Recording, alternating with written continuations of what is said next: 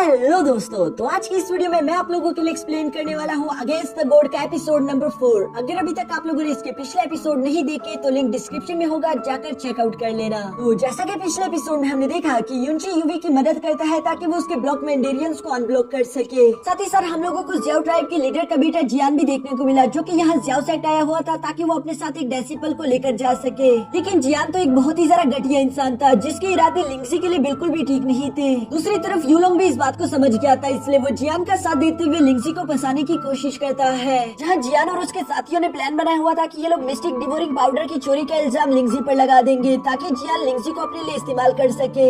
अब आगे तो नेक्स्ट एपिसोड की शुरुआत बिल्कुल उसी सीन से शुरू होती है, जहाँ ज़्याओ साइड का हेड अपने साथियों को डांटते हुए कह रहा था कि आखिर तुम में से चोरी किसने की है। लेकिन यहाँ सब लोग ही खामोश थे। तभी अचानक जियान का एसेसन वहाँ पर मिस्टिक डिवोरिंग पाउडर को लेकर पहुँच गया, जो कि यहाँ जियान को बताता है कि ये मुझे रूम नंबर 66 में मिला। ये सुनकर वहाँ पर मौजूद सब लोग लिंगजी की तरफ देख रहे थे, जबकि लिंगजी घबराती हुई कहती है कि नहीं, मैंने चोरी नहीं की। युनची को तो लिंगजी पर काफी यकीन था, इसलिए वो कहता है कि जरूर मेरी आंटी को कोई फंसाने की कोशिश कर रहा है। ज़्याओ सेट का हेड भी यहाँ पर लिंगजी की तरफ देखकर कहता है कि मुझे यकीन नहीं आता तुमने ये चोरी की। लिंगजी उन्हें बताने की कोशिश करती है कि नहीं, आपको कोई गलतफहमी होगी, मैंने कोई चोरी नहीं की। और ज़्याओ सेट का हेड तो जियान के साथ मिला हुआ था। वो लिंगजी को डांटते हुए कहता है कि अगर तुमने चोरी नहीं की तो क्या ये मिस्टिक पाउडर खुद उड़ते हुए तुम्हारे कमरे में जाकर सराने के पीछे छुप गया। लिंगजी बेचारी तो उनकी ये बातें सुनकर रोना शुरू कर देती है, जबकि दूसरी तरफ जियान उसे देखकर कहता है कि ये बहुत ही बुरी बात है, तुम जैसी एक खूबसूरत लड़की को चोरी नहीं करनी चाहिए, मुझे मजबूरन तुम्हें पनिशमेंट देनी होगी। दूसरी तरफ ज़्याओ सेट का हेड ये सुनकर एक्टिंग करते हुए कहता है कि मास्टर जियान प्लीज हमें माफ कर दीजिए। मैं जानता हूँ कि ज़्याओ लिंगजी ने ये मिस्टिक डिवोरिंग पाउडर चोरी किया है, लेकिन वो ना समझ है, उसने ये जानबूझकर नहीं किया। वो ये सब यकीनन अपने भांजे युनची के लिए कर रही थी, जिसके मिस्टिक वेन डिस्ट्रॉयड है। जब आपने इस पाउडर के बारे में बताया कि ये मिस्टिक वेन को रिकवर कर सकती है, तो यकीनन इसलिए उसने चोरी करने का फैसला किया होगा। प्लीज आप इस बेचारी लड़की को उसकी गलती के लिए माफ कर दीजिए, ये बहुत ही ज्यादा शरीफ और अच्छे दिल की है। युनची इसकी ये कमीने वाली हरकतें देखकर अपने मन में कहता है कि ये मेरी आंटी को बचाने की कोशिश नहीं कर रहा, बल्कि ये उल्टा साबित करने की कोशिश कर रहा है कि उसी ने चोरी की। जियान ने तो पहले से ये सब कुछ प्लान करके रखा हुआ था, इसलिए वो यहाँ पर हेड से कहता है कि तुमने अभी जो कुछ भी कहा वो बिल्कुल ठीक है। मैं भी इस मासूम से दिखने वाली लड़की को पनिशमेंट नहीं देना चाहता, इसलिए हम लोग एक काम कर सकते हैं, मैं इसे अपने साथ ज़्याओ ट्राइब लेकर जाऊंगा,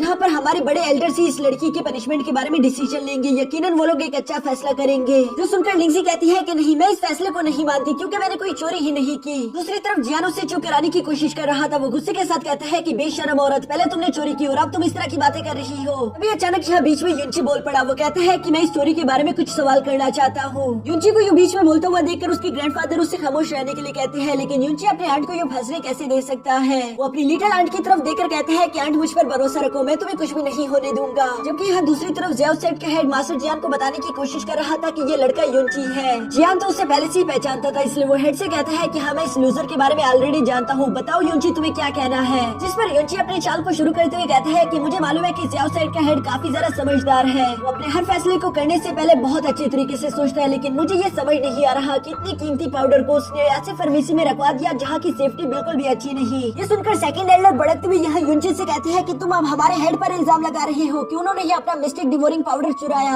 युनची शांति के साथ जवाब देते हुए कहता है कि नहीं, मैं उन पर इल्जाम नहीं लगा रहा, बस मुझे ये बात हैरान कर रही है, इसलिए मैं उनसे एक्सप्लेनेशन मांगना चाहता हूँ। हेड भी आगे आकर यहाँ युनची को बताता है कि तुम्हें अच्छे से पता होगा कि मिस्टिक डिवोरिंग पाउडर काफी ज्यादा वोलेटाइल होता है, इसलिए मैंने उसे फार्मेसी में रखवाया जहाँ पर बहुत सारे एलेक्सर्स का सेंट होगा, यानी कि एलेक्सर्स की खुशबू, जिसकी वजह से वो वहाँ पर सही रहेगा। साथ ही आज तक हम लोगों की यहाँ पहले कभी चोरी नहीं हुई, मुझे मालूम नहीं था कि इस बार हमारे यहाँ चोर भी आ जाएंगे। उनकी ये एक्सप्लेनेशन देने के बाद सेकंड एल्डर कहते हैं कि अब तो तुम्हें समझ आ गया होगा, अब फौरन वापस जाकर अपनी जगह पर बैठ जाओ। जिस पर युनची कहता है कि नहीं, अभी तो मैंने सिर्फ सवाल करना शुरू किए हैं। जैसा कि हमारे हेड ने एलेक्सर सेंट के बारे में बताया, उनकी बातें सुनकर मुझे लगता है कि उन्हें एलेक्सर्स के बारे में बहुत कुछ मालूम होगा, क्योंकि हेड ने ही खुद बताया कि उन्होंने मिस्टिक डिवोरिंग पाउडर के बॉक्स को फार्मेसी में रखा हुआ था, तो यकीनन उस बॉक्स से काफी ज्यादा एलेक्सर्स की खुशबू आ रही होगी। क्यों ना आप वो बॉक्स लेकर यहाँ पर आ जाओ, ताकि हम लोग उस खुशबू को सुनकर पहचान ले कि ये वहाँ पर मौजूद था भी या नहीं। जिस पर जियान का एक एसेसन गुस्सा हो गया था, लेकिन जियान जानता था कि इस बात से वो कुछ नहीं साबित कर सकता, इसलिए वो कहता है कि ठीक है, ये जैसा चाहता है वैसा हम कर देंगे। मिस्टिक डिवोरिंग पाउडर का बॉक्स यहाँ पर लेकर आ जाओ, ताकि हम उसकी खुशबू सुनकर इसे बताए और इसे प्रूफ करे कि चोरी हुई थी। साथ ही युनची ये सुनकर कहता है कि ये तो बहुत अच्छा हो गया। हेड, आपको तो मालूम होगा कि हमारी फार्मेसी में किस तरह के एलेक्सर्स है और उनकी खुशबू कैसी है। जिस पर हेड कहता कहता है कि वहाँ पर बहुत तरह के एलेक्सर्स है, इसलिए मिक्स तरह की खुशबू आएगी, लेकिन युनची कहता है कि नहीं, ये बात बिल्कुल भी सही नहीं। हम लोगों की फार्मेसी में कुछ जरा हाई ग्रेड के एलेक्सर्स नहीं है, वहाँ पर सिर्फ लो ग्रेड के एलेक्सर्स है, जिनमें से मीठी और सिर्फ फिश की तरह खुशबू आती है। जो हमारे साइड के मेंबर्स वहाँ फार्मेसी में ज्यादा जाया करते हैं, उन लोगों को इसके बारे में मालूम होगा। अगर वो लोग भी इस खुशबू को सूंघे तो पहचान लेंगे। तो सुनकर वहाँ पर मौजूद सब लोग यही बात कर रहे थे कि हाँ, युनची ने बिल्कुल ठीक कहा, जबकि युनची अपने मन में कह रहा था कि ज़ियाओ साइड के हेड ने एक गलती कर दी।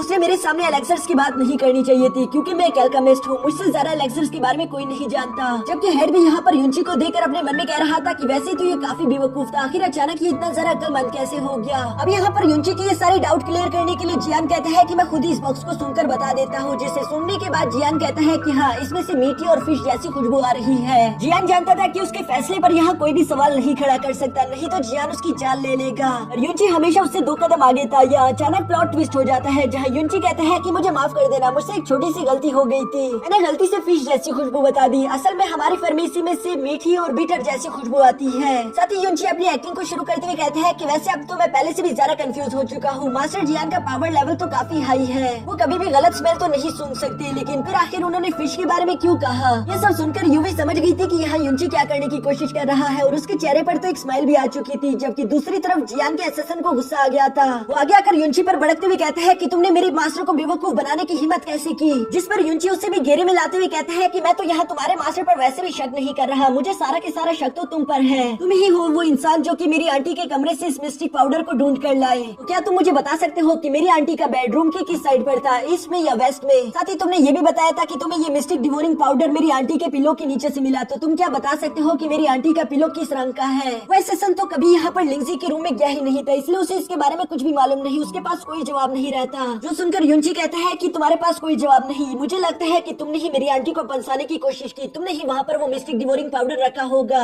ये सुनकर लिंगजी तो काफी ज्यादा खुश हो गई थी, लेकिन दूसरी तरफ जियान खुद के साथी को फंसते हुए गुस्से में आकर कहता है कि आखिर तुम्हारी हिम्मत कैसी हुई? तुमने मेरे ज़ियाओ ट्राइब पर इल्जाम लगाकर बिल्कुल भी अच्छा नहीं किया। ये कहते हुए अपने असिस्टेंट को इशारा करता है कि जाकर उसे जान से मार दो, जिस पर हम देखते हैं कि जियान का असिस्टेंट तेजी के साथ आगे की तरफ जंप करते हुए सीधा यहाँ युनची पर हमला करने आ रहा था, जिसे अपनी तरफ आता हुआ देखकर युनची थोड़ा सा परेशान हो गया था, क्योंकि अभी के लिए वो फिलहाल फाइट नहीं कर सकता। तभी अचानक युनची को बचाने के लिए उसके ग्रैंडफादर फौरन युनची के सामने आ जाते हैं, लेकिन वो असिस्टेंट पावरफुल था, जिसके हिट की वजह से युनची के ग्रैंडफादर थोड़े से घायल हो चुके थे। इन दोनों के दरमियान ये फाइट इससे पहले कि आगे बढ़ पाती, तभी अचानक हम देखते हैं कि जियान के अंकल फौरन खड़े होकर उस असिस्टेंट को वहीं पर रोक देते हैं, जो कि यहाँ पर जियान से कह रहे थे कि युनची ने जो कुछ भी कहा वो बिल्कुल ठीक लग रहा है। मुझे भी अब लगने लगा है कि कोई तो है जो कि लिंगजी को फंसाने की कोशिश कर रहा है, हमें जरा सोच विचार करके ही फैसला करना चाहिए। जो बात जियान को तो अच्छी नहीं लगती, वो अपने अंकल से कहता है कि अब आप भी इस लूजर का साथ दोगे, जिस पर उसका अंकल कहता है कि नहीं, ये ज़ियाओ ट्राइब की इज्जत का सवाल है, हम लोग कभी भी गलत फैसला नहीं कर सकते। साथ ही हम यहाँ पर युनची के ग्रैंडफादर को देखते हैं, जो कि आगे आकर जियान से कहते हैं कि मैं आपको इस बात की गवाही दे सकता हूँ कि मेरी बेटी ने मिस्टिक डिवोरिंग पाउडर को नहीं चुराया, मैं कल शाम से उस पर नजर रख रहा हूँ, वो अपने रूम से बाहर तक नहीं निकली। जबकि साथ ही हम लोगों को कल शाम का फ्लैशबैक दिखाया जाता है, जहाँ पर लिंगजी वाकई में उस मिस्टिक डिवोरिंग पाउडर को चोरी करना चाहती थी, लेकिन युनची के ग्रैंडफादर को भी इस बात का अंदाजा था कि लिंगजी इस तरह की बेवकूफी कर सकती है, इसलिए वो वक्त रहती वहाँ पर पहुँच गई थी, जहाँ वो लिंगजी को मना करते हुए अपने साथ वापस ले जाते हैं। यहाँ पर थर्ड एल्डर की ये सारी बातें सुनने के बाद भी हम देखते हैं कि सेकंड एल्डर फौरन अपनी जगह पर खड़ा होकर कहता है कि तुम तो झूठ भी कह सकते हो, आखिर लिंगजी तुम्हारी बेटी है, जिसको बचाने के लिए यकीनन तुम कुछ भी करोगे। जो सुनकर थर्ड एल्डर कहता है कि मैं यहाँ इस सेट में बहुत सालों से हूँ, यहाँ पर मौजूद ज़ियाओ सेट का हर एक मेंबर जानता है कि मैं अपने ज़ियाओ सेट के साथ हमेशा वफादार रहा हूँ, मैंने कभी झूठ नहीं बोला। अभी अचानक यूलोंग यहाँ पर बीच में कहता है कि आप पिछले 10 साल से हम लोगों से झूठ कहते आ रहे हैं, और आप फिर भी कहना चाहते हैं कि आप झूठ नहीं बोलते।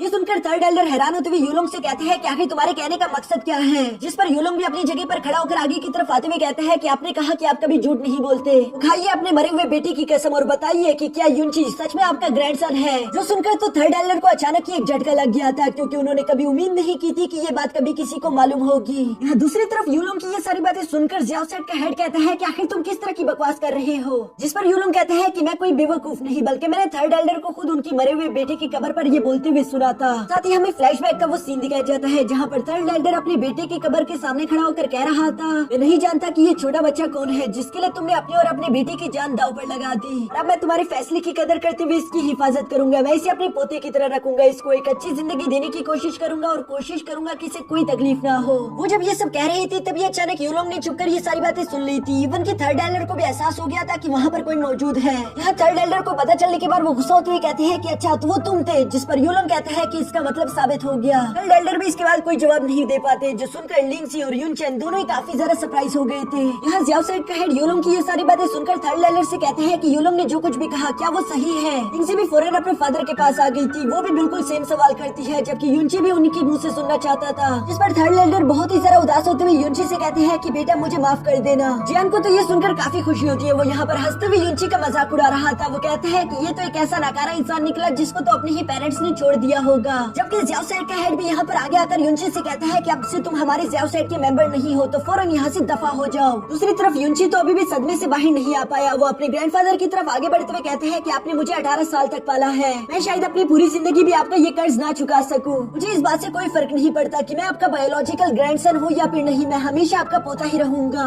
ये कहने के बाद युनची उनके सामने काफी रिस्पेक्ट के साथ झुकते उन्हें अलविदा करके वहाँ से रवाना हो गया था। तभी अचानक यूलोंग उसे आवाज देते हुए कहता है कि रुक जाओ, तुम मिस यूवी के साथ की हुई अपनी शादी के बारे में क्या करोगे। जो सुनकर युनची यूवी की तरफ देखकर फौरन यूलोंग से कहता है कि इससे तुम्हारा कोई लेना देना नहीं। जिस पर यूलोंग जवाब देते हुए कहता है कि हाँ मेरा लेना देना नहीं, लेकिन मिस यूवी ने तुमसे शादी इसलिए की थी ताकि वो तुम्हारे अंकल का एहसान चुका सके। वो लड़की नहीं जिसके साथ मिस यूवी की शादी होनी चाहिए थी। तुम तो एक गलत इंसान हो, इसलिए मुझे लगता है कि तुम्हें ये शादी तोड़ देनी चाहिए। जो सुनकर युनची ने यूवी के साथ अपने मैरिज कॉन्ट्रैक्ट को बाहर निकाल लिया था। यूलोंग ये देखकर खुश होते उस मैरिज कॉन्ट्रैक्ट को लेने ही लगा था, लेकिन युनची ऐसा नहीं करता। वो यहाँ ये मैरिज कॉन्ट्रैक्ट लेकर सीधा मिस यूवी के पास चला जाता है, जहाँ वो उसे मिस यूवी के हवाले करते हुए कहता है कि इस बात से फर्क नहीं पड़ता कि मैं कौन हूँ, हम दोनों की शादी हो चुकी है, अब तुम मेरे साथ रहना चाहो या नहीं ये तुम पर डिपेंड करता है। मैं इस बारे में किसी और का फैसला नहीं सुनना चाहता। अगर तुम मेरे साथ न रहने का फैसला करती हो तो तुम इस मैरिज सर्टिफिकेट को फाड़ देना। साथ ही युनची यहाँ पर यूवी के पास आते हुए उससे कहता है लेकिन मुझ पर एक एहसान करना कि मेरे ग्रैंडफादर और मेरी आंटी को कुछ नहीं होना चाहिए। जो कहने के बाद युनची वहाँ ज़्याओ साइड से बाहर की तरफ रवाना हो जाता है। यहाँ पर मिस यूवी अभी भी युनची को देखकर उसी के बारे में सोच रही थी, लेकिन अचानक यूलोंग बीच में बोलते हुए कहता है कि मिस यूवी हमें माफ कर देना, हमारी वजह से आपको काफी परेशानी हुई, अब से आप आजाद हो, आप जल्दी से बस इस मैरिज सर्टिफिकेट को फाड़ दो, जिसके बाद आप अपने लिए कोई ना कोई टैलेंटेड हस्बैंड ढूंढ सकती है। लेकिन मिस यूवी ने उस मैरिज सर्टिफिकेट को फाड़ने से इनकार कर दिया था। वो यहाँ पर यूलोंग का जवाब देते हुए कहती है कि तुमने सुना नहीं मेरे हस्बैंड ने क्या कहा, हमारी मैरिज से तुम्हारा कोई लेना देना नहीं। जबकि दूसरी तरफ जियान को भी ये सुनकर गुस्सा आ गया, क्योंकि वो तो मिस यूवी के सपने देख रहा था। वो यहाँ पर कहता है कि तुम्हारी शादी का हमारे ज़्याओ साइड से लेना देना था, मैं अपने ज़्याओ ट्राइब की बेइज्जती होने नहीं दे सकता। और ये कहते हुए अपने एक असिस्टेंट को इशारा करता है कि वो जल्दी से जाकर मैरिज कॉन्ट्रैक्ट को फाड़ दे,